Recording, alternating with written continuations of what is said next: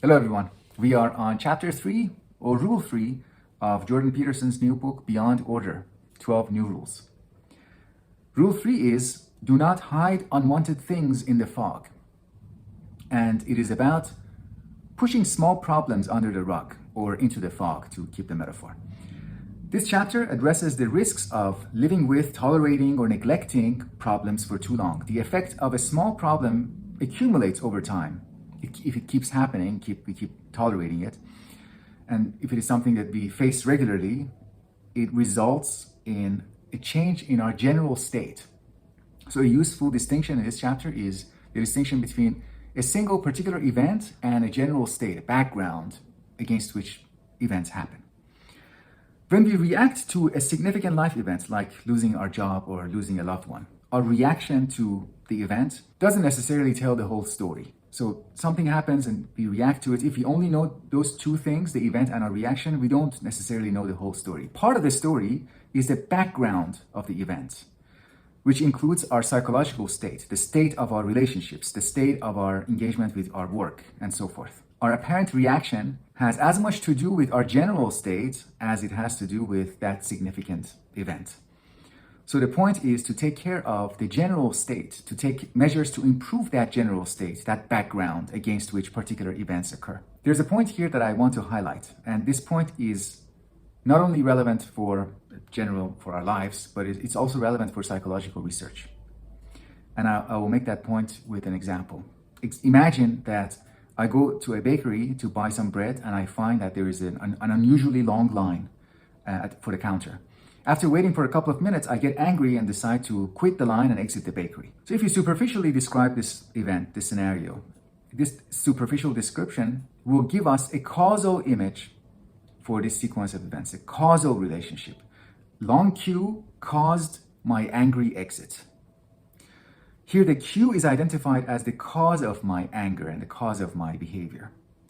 Now, a more appropriate description would include the background and my general state. Here, the long queue is not the cause, but the catalyst. Here I'm reminded of Jan Balziner and his colleagues who have criticized emphasis in psychological research on causality. What causes what? Let's identify the causes. And that approach neglects another type of analysis, which is based on identification of catalyzing events and catalysis. And a related notion is the causal field, a background in which a chain of event appears. But that chain of event depends on the entirety of the causal field. Peterson includes several examples in this chapter, most having to do with marriages. He talks about how, for instance, one person in a marriage might have an irritating habit that over time destroys the whole marriage, because the other person tries to keep calm and tolerates, but eventually snaps and just loses it.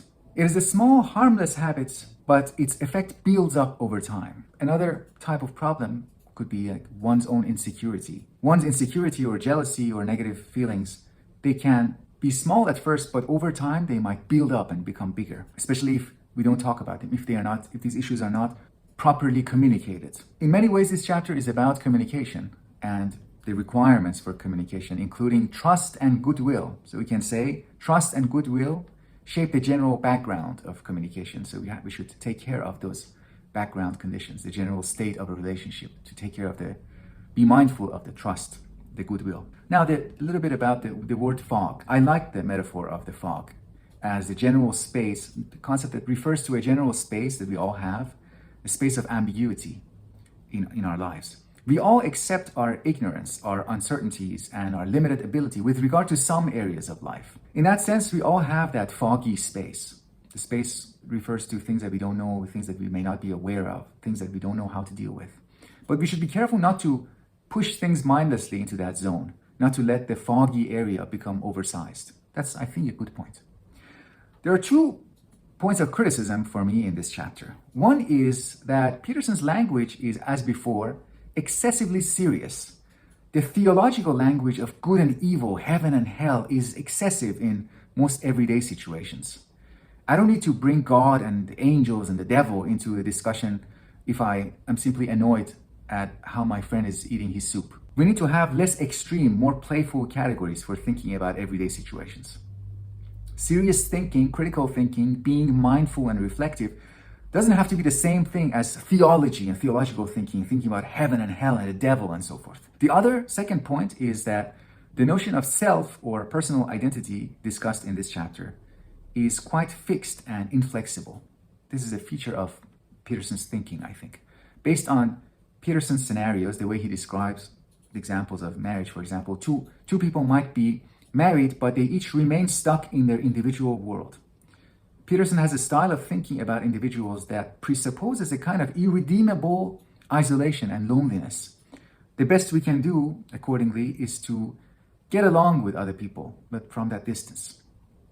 In my understanding, people's identities are formed and they change in a marriage or even friendships. There is a we that develops as a result of living with someone, spending time with someone.